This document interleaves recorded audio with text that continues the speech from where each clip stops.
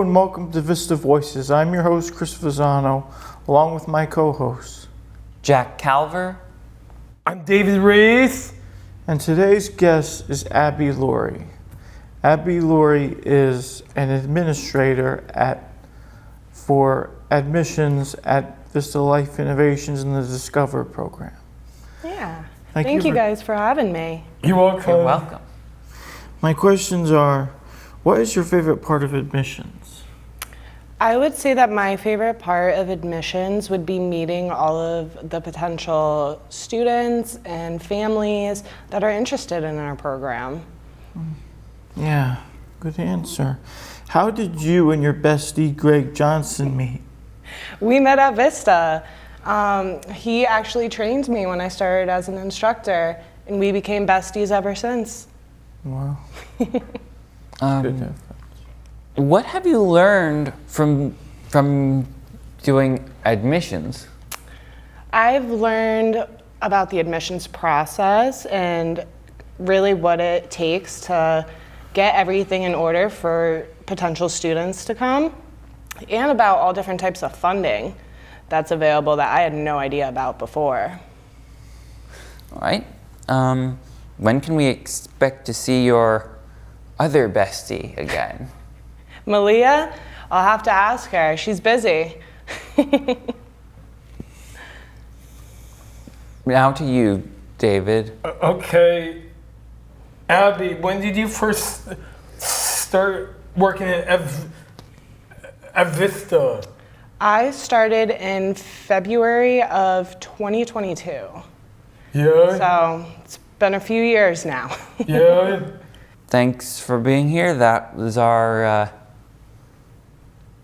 the interview. Thank you, Abby. Of course, thank you guys for having me. Thank you. Yeah. Thank you.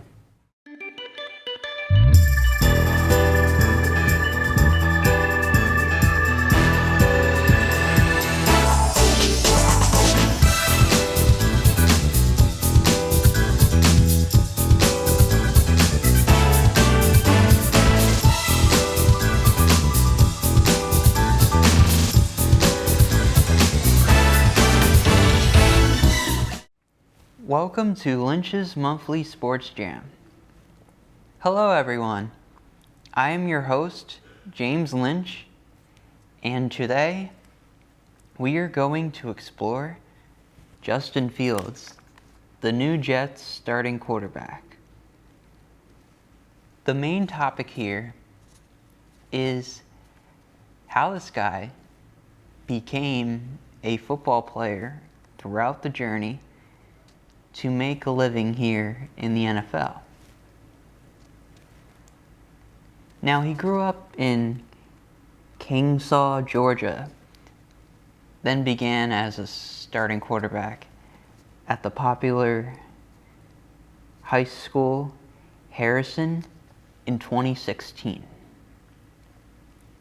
He had pretty good numbers with 4,187 passing yards, 41 passing touchdowns, 2,096 rushing yards, along with 28 rushing touchdowns, with that coming in throughout the 2 full seasons. During the summer before his senior year in 2017, he attended the Elite 11 quarterback competition and got named MVP after that event before getting injured. That was late in his senior year when he suffered a broken finger, which would later require season-ending surgery. During one of Harrison's High's football games, despite them calling him Justin Mr. Georgia Football after the year was over. That came out by the Touchdown Club of Georgia, where he was also named as first team All-State by the state of Georgia, while also playing baseball throughout high school, becoming a baseball player that had huge standards out as well. This was good enough to be named a 5-star recruit, along with being named the highest rated dual for quarterback in the class of 2018 for the recruiters in different colleges that were at Division I schools. Then in October 2017, Fields made his commitment to the University of Georgia to play college football after backing out of a previous commitment to Penn State University, as he was listed as one of the top recruits in the country by most companies.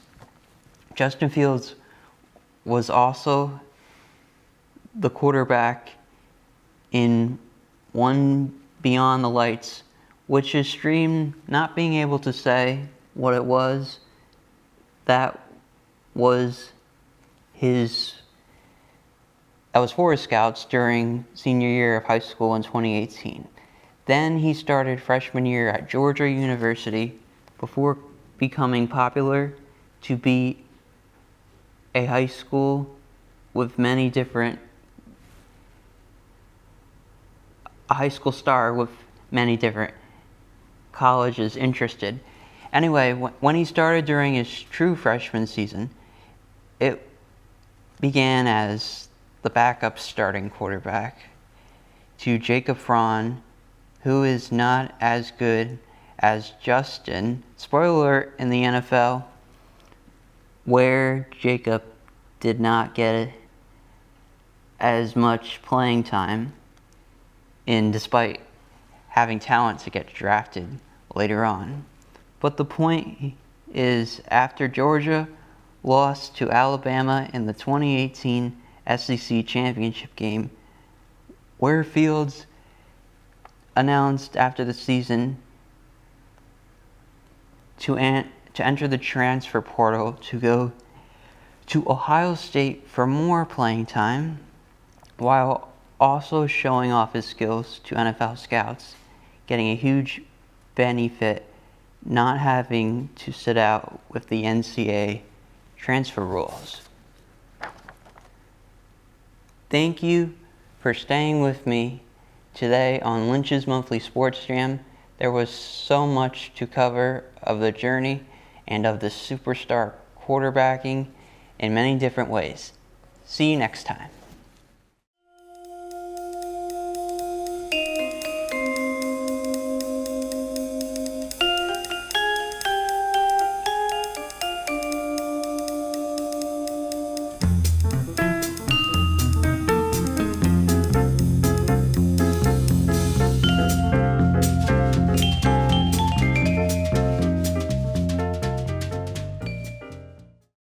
Hello and welcome to Real Deal. I'm your host, Chris Fasano, and on this spooky horror movie themed show, I am reviewing Weapons, a new popular horror movie now playing in theaters that is really catching on with moviegoers and critics.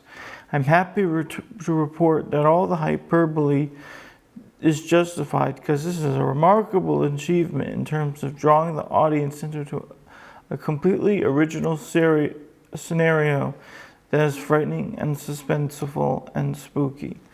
The movie begins in the perspective of a child as she describes the disappearance of school children over a matter of months. The film is divided into perspectives. One of them is of a scapegoated teacher played by Julia Gardner, who has a strong connection to one of the boys who was abducted. The other perspectives that the movie dives into are of a grieving father played by Josh Brolin and the principal of the elementary school who eventually becomes infected by the disease. One of the great surprises of this movie is the presence of Amy Madigan's character and her connections with the plot. How she becomes the main focal point of the plot is unforgettable. She contributes a lot to the best elements in Weapons, and in a captivating performance. Everybody is on top form in this film, and the scares are worthy and earned. This is one of the best early Halloween movies, and I highly recommend it. I give Weapons a 9 out of 10. Thank you for watching another edition of Real Deal.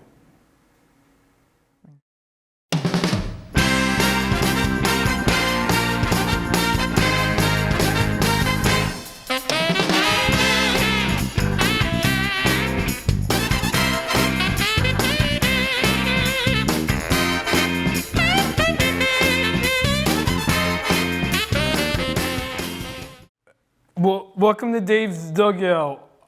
Hi, I am David Reese, and I am going to talk about this week's sports highlights. This week in baseball, the Red Sox are trying. This week in baseball, the Red Sox are trying to hang on to a wild card spot. They are currently on a losing streak. They need to start winning to make the playoffs. This week in golf, the Ryder Cup is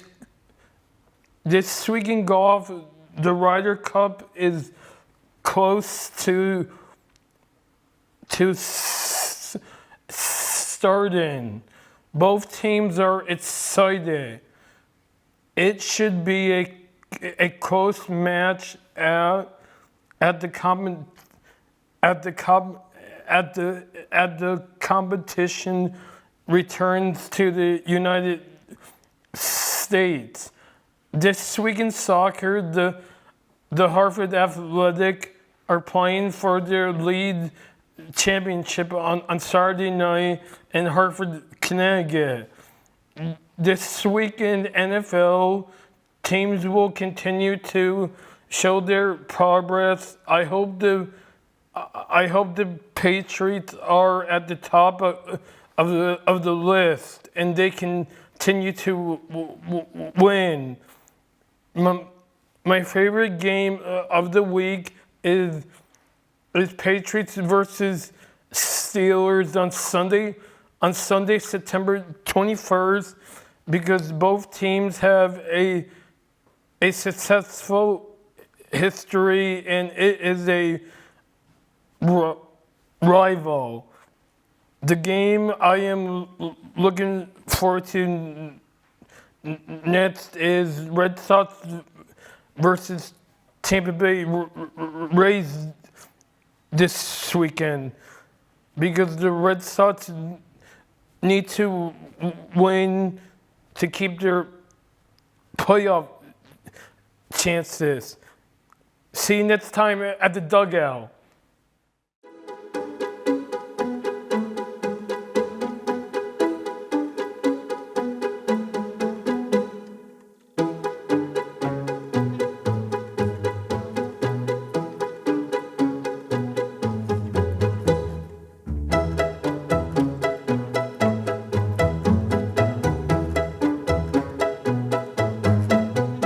Hello, I'm Jack Calver, and welcome to the Math Corner, where I teach you my math my way.